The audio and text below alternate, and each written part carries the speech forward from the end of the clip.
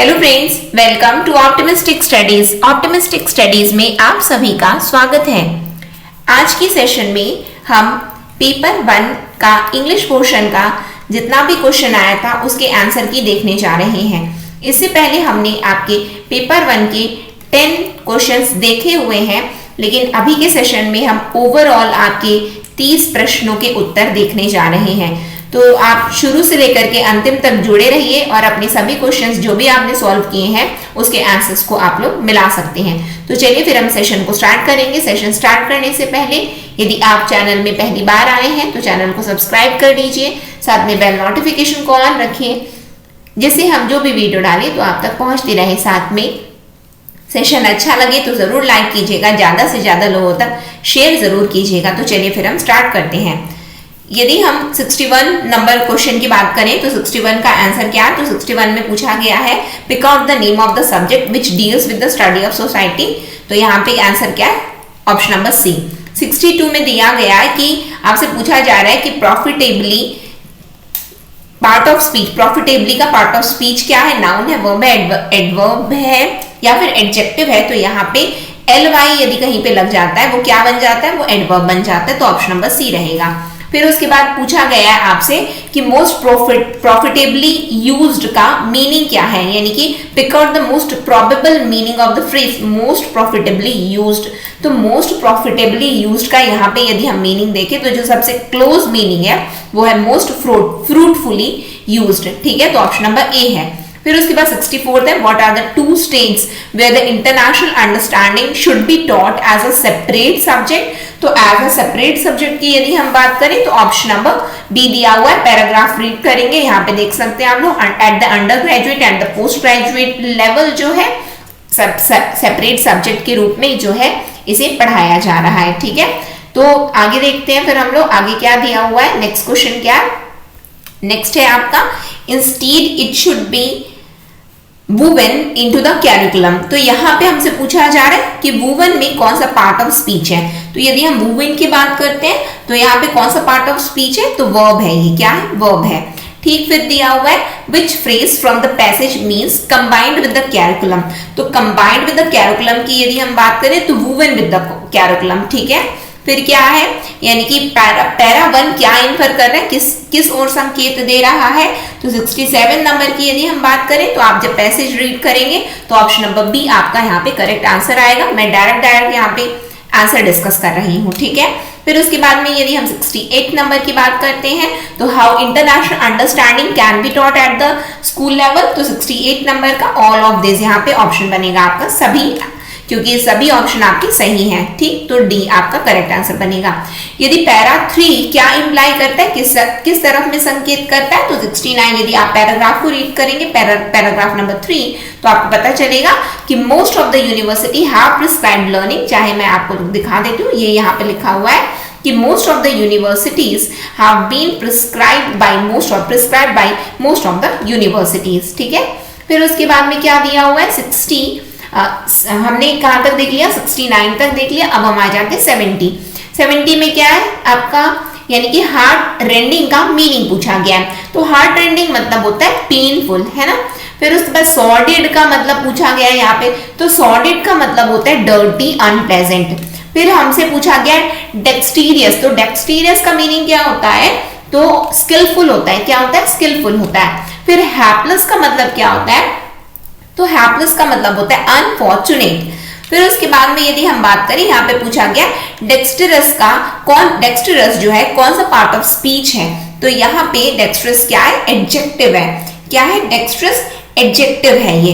ठीक है, फिर उसके बाद में यदि हम बात करें 75th नंबर में तो ऑडियल कौन सा पार्ट ऑफ स्पीच पूछा गया? तो ऑडियल्स जो है नाउन है यहाँ पे।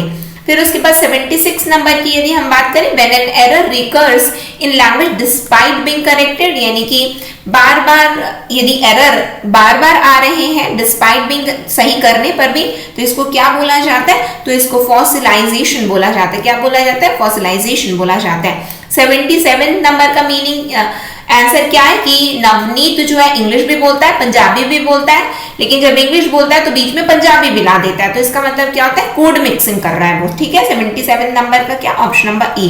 फिर उसके बाद 78 में क्या पूछा गया आपसे, an assessment by which a learners performance is measured against his और हर ओन प्रीवियस परफॉर्मेंस, यानी कि किसी की करंट परफॉर्मेंस उसकी पहले वाली परफॉर्मेंस के अनुसार मेजर की जा रही, तो इसको हम क्या बोलते हैं, तो हम इसको एब्सेटिव रेफरेंस्ड असेसमेंट बोलते हैं। फिर उसके बाद 79 नंबर का क्वेश्चन है आपका, mister Ganesh dictates a short paragraph to the student. तो डिक्टेट मतलब कि सुनो और लिखो, तो सुनो लिखो क्या, to integrate listening and writing, ठीक है। फिर उसके बाद में क्या, 80 नंबर का क्वेश्चन कि माया क्या कर रही है, मराठी बोल पा रही है अपने परिवार, मराठी स्पीकिंग फैमिली से है, ठीक, तो वहां से वो मराठी सीख गई। और सृजन क्या, वो जर्मनी उसको जाना है काम के लिए, तो वो जर्मन लैंग्वेज ट्रेनिंग सेंटर में जाकर के सीखेगा। तो यहाँ पे हमसे पूछा गया कि यहाँ पे हो क्या रहा है, तो यहाँ पे फिनोमेना जो 1 है वो क्या है, लैंग्वेज एक्विजिशन है, और जो फिनोमेना 2 है वो क्या है, लैंग्वेज लर्निंग है, यानी कि ऑप्शन नंबर ए हमारा यहाँ पे करेक्ट आंसर है। फिर उसके बाद 81 नंबर पूछा गया हमसे, the primary purpose of introducing rhymes in the elementary level school, क्या, जो प्राइमरी पर्पस होता है, ये सभी पर्पस होते हैं राइम का, लेकिन जो प्राइमरी पर्पस है वो क्या है, तो प्राइमरी पर्पस है to make the free use of language, यानी कि बच्चों को लैंग्वेज से परिचित करवाना होता है, ठीक है, to make the free use of language via reception and production. फिर 82 नंबर की यदि हम बात करें, एंजेला लव्स रीडिंग, जब लव्स रीडिंग आ गया यानी कि उसको पसंद है पढ़ना, जब पसंद है पढ़ना मतलब रीडिंग फॉर प्लेजर, यानी कि अपनी खुशी के लिए पढ़ रही है वो, ठीक है, यानी कि ऑप्शन नंबर डी हमारा क्या, यानी कि 82 का क्या हमारा ऑप्शन नंबर डी है। 83 की यदि हम बात करें तो यहाँ पे बोला गया कि remedial teaching required in the domain of English language teaching, तो वाई रेमेडियल टीचिंग, कारण पूछा गया, तो वो क्योंकि इंक्लूसिव होती है, सभी को साथ में लेकर के चलती है, फिर सभी बच्चों का अलग अलग पेस होता है, अलग अलग स्पीड रहता है पढ़ने का, फिर उसके बाद लिटिल ऑफ स्कैफोल्डिंग भी जरूरी होती in as a part of remedial teaching, यानी कि ऑप्शन नंबर डी यहाँ पे करेक्ट आंसर है। फिर 84 की यदि हम बात करें तो कौन सा मल्टीमीडिया मटेरियल नहीं है, तो मल्टीमीडिया मटेरियल क्या नहीं है, कोलाज ऑफ पेपर कटिंग नहीं है, क्यों नहीं है, क्योंकि ये मिक्स्ड मीडिया है, ये क्या मिक्स्ड मीडिया है, ठीक है, इसीलिए ये मल्टीमीडिया नहीं है। फिर उसके बाद में 85 नंबर की यदि हम बात करें तो miss Mala asked the class some question regarding the game sport they were interested in, how often they took part in any competition, then she read out the passage about Mary Kom, यानी कि यहाँ पे miss माला क्या कर रही है, miss माला बच्चों को मतलब बता रही है कि अच्छा इंट्रोड्यूस कर रही है, यानी कि प्री लिसनिंग एक्टिविटी कर रही है, यानी कि आप बताने से पहले तुमको क्या पता था वो बता दो, अब मैं बताने जा रही हूँ, यानी कि प्री लिसनिंग एक्टिविटी यहाँ पे मिस माला के द्वारा हो रही है, ठीक है। फिर उसके बाद में यदि हम बात करें नेक्स्ट क्वेश्चन क्या हमारा, in the beginning of an academic session, the English language teacher conducts a test to know students' strengths and weaknesses by what they know and what they do not. This is an, यदि यहाँ पे English teacher क्या करी, एक test conduct कर दी कि जिससे पता चल जाए बच्चों की स्ट्रेंथ क्या और वीकनेस क्या, क्या उनको पता है और क्या नहीं पता। तो ये क्या हो रहा है, टीचर क्या कर रही है, तो डायग्नोस्टिक टेस्ट कर रही है, ठीक है। फिर 87 की यदि हम बात करें, यहाँ पे जो मैंने आपको जब आंसर की बताया, फर्स्ट आंसर की बताया, जो मैंने पेपर 1 का जो आंसर की बताया, यहाँ पे मुझसे थोड़ी गलती हो गई थी, यहाँ पे मैं सुधार रही हूँ, यहाँ पे मैंने आपको कुछ अलग बता दिया था, क्या किया था मैंने वो भी मैं बताऊंगी। यहाँ पे क्या है, the techniques practice and behaviour that operate in the production practice and feedback phases of teaching are the part of, तो जहां कहीं भी प्रोडक्ट टेक्निक प्रैक्टिस और बिहेवियर आता है तो वो किसका पार्ट हो जाता है, तो वो पार्ट होता है प्रोसीजर का, ठीक है, प्रोसीजर का पार्ट होता है। मैंने इवैल्यूएशन बोल दिया था तो वहां पे आप लोग थोड़ा सुधार लेंगे, ये जो है प्रोसीजर का पार्ट है, ठीक है। फिर उसके बाद में यानी कि 87 नंबर क्या, option number C correct answer है, यानी कि प्रोसीजर। फिर उसके बाद 88 नंबर में हम आ जाते क्या कि इनमें से कौन सा लैंग्वेज स्किल नहीं है, तो लैंग्वेज स्किल क्या नहीं है, वोकैबुलरी और ग्रामर लैंग्वेज स्किल नहीं है, बाकी LSRW की यदि हम बात करें तो बाकी सभी ऑप्शन में दिया हुआ है, ठीक है।